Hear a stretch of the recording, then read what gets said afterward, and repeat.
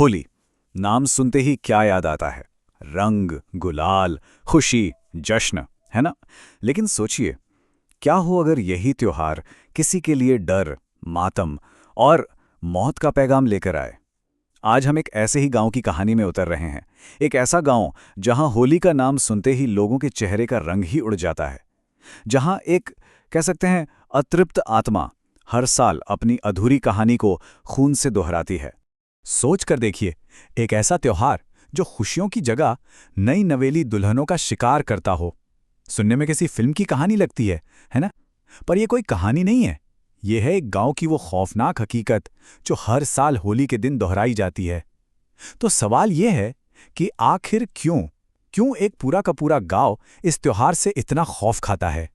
तो चलिए इस गांव के डर की गहराइयों में उतरते हैं और समझने की कोशिश करते हैं। देखिए, यहाँ के लोगों के लिए होली का मतलब रंगों से खेलना बिल्कुल नहीं है।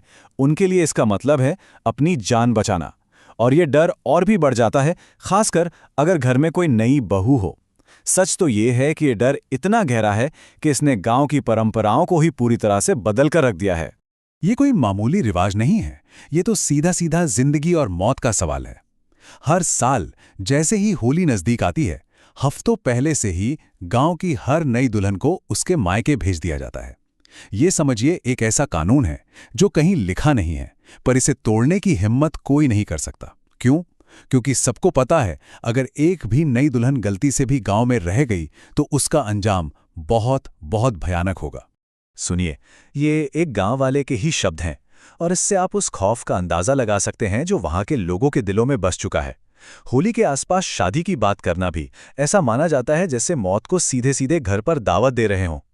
और इसे सिर्फ एक अंधविश्वास कहकर टाल नहीं सकते। नहीं, ये तो सालों से देखे जा रहे खूनी हादसों का नतीजा है। तो अब कहानी में एक बड़ा मोड़ आता है। इस पूरे डर और मातम के माहौल के बीच दो ऐसे लोग गांव में कदम रखते हैं जिन्हें इस शाप के बारे में दूर दूर तक कोई जानकारी नहीं है। वो तो बस खुशी मनाने आए थे, लेकिन उन्हें क्या पता था कि वो अनजाने में ही मौत के जाल में फंसने जा रहे हैं। मिलिए सुप्रिया और गौरव से। दोनों ने घर से भागकर शादी की थी और सोचा कि चलो अपनी पहली होली को कुछ खास बनाते हैं। तो अपनी सबसे अच्छी दोस्त नंदिनी को सरप्राइज देने के लिए वो सीधे उसके गांव पहुंच जाते हैं। बेचारे, उन्हें बिल्कुल अंदाजा नहीं था कि उनका ये प्यारा सा सरप्राइज उनकी जिंदगी का सबसे बड़ा और आखिरी सदमा बनने वाला है।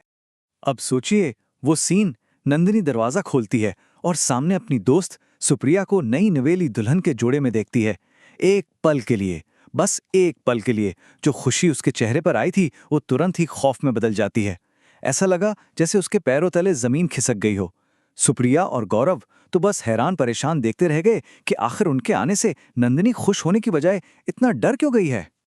और उस डर की वजह थी रूपा, एक ऐसी आत्मा जो सालों से इंसाफ के लिए भटक रही है। एक लड़की जिसकी खुशियां होली के दिन ही उससे छीन ली गई थी, और अब वो किसी भी दूसरी नई दुल्हन को होली की खुशियां मनाने नहीं देती। वही इस गांव का शाप है। सुप्रिया का नई दुल्हन के रूप में गांव में कदम रखना ही था कि सालों से सोया हुआ वो शाप जाग उठा। अब यहां से बचने का कोई रास्ता नहीं बचा था, क्योंकि जो होना था उसे कोई नहीं टाल सकता था। और ठीक वही हुआ। नंदिनी ने जैसे तैसे उन्हें सब समझाया तो गौरव और सुप्रिया तुरंत वापस जाने के लिए तैयार हो गए। लेकिन जैसे ही गौरव ने गाड़ी स्टार्ट करने की कोशिश की, गाड़ी ने जवाब दे दिया। स्टार्ट ही नहीं हुई। जब मैकेनिक को फोन किया तो उसने होली की रात का हवाला देकर घर से बाहर निकलने से साफ साफ मना कर दिया। अब ये बात बिल्कुल साफ हो चुकी थी कि कोई अनहोनी ताकत उन्हें वहां से जाने नहीं देना चाहती। फिर आधी रात हुई। गौरव की नींद पायल की धीमी धीमी सी छमछम से खुलती है। वो देखता है सुप्रिया बिस्तर पर नहीं है। घबराकर वो उसे ढूंढने बाहर निकलता है और जो देखता है उसके रोंगटे खड़े हो जाते हैं। सामने सुप्रिया ही खड़ी थी, पर उसका चेहरा एक अजीब, भयानक, शैतानी मुस्कान में बदल चुका था। वो सुप्रिया थी ही नहीं, वो थी रूपा की आत्मा जो उसके शरीर पर पूरी तरह कब्जा कर चुकी थी। इसके बाद गौरव बेहोश हो जाता है और उसके बेहोश होने के बाद उस आत्मा ने सुप्रिया के ही हाथों से उसकी जान ले ली। इस खूनी खेल को अपने अंजाम तक पहुंचा ही दिया। तो अब सबसे बड़ा सवाल, आखिर ये रूपा थी कौन? उसके साथ ऐसा क्या हुआ था कि उसकी आत्मा इतनी हिंसक, इतनी तामसिक हो गई? इस पूरे शाप की जड़ रूपा की अपनी दर्दनाक कहानी में छिपी है। तो कहानी कुछ यूं है कि रूपा, जो अपने नाम की तरह ही बहुत खूबसूरत थी, गांव के ही एक लड़के अमन से प्यार करती थी। दोनों ने तय किया था कि होली के बाद शादी कर लेंगे। लेकिन कहानी में एक विलन भी था, मनोज। वो रूपा को एक तरफा चाहता था, जुनून की हद तक। जब उसे रूपा और अमन के बारे में पता चला तो उसने सीधे रूपा के घरवालों को सब बता दिया। नतीजा, रूपा का घर से निकलना बंद हो गया। फिर आया होली का दिन। मनोज ने रूपा को फिर से परेशान किया, जिस पर रूपा ने हिम्मत करके उसे एक जोरदार थप्पड़ जड़ दिया।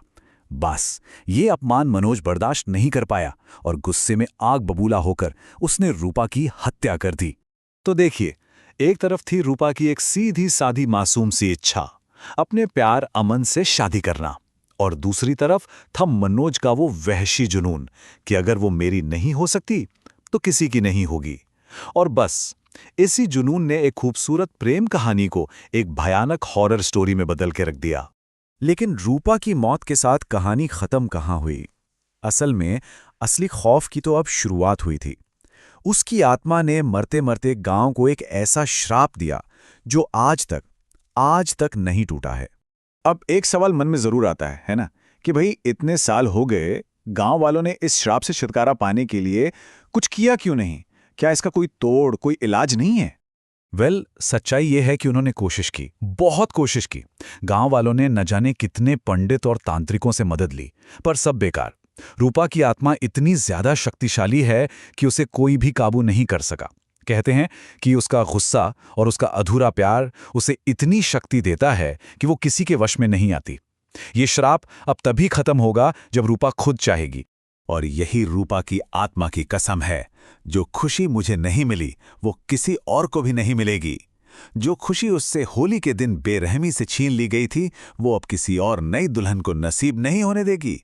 और इस तरह एक अधूरी प्रेम कहानी ने एक पूरे गांव को हमेशा के लिए एक ऐसा शाप दे दिया, जहां अब होली का मतलब रंगों से नहीं बल्कि खून से होता है।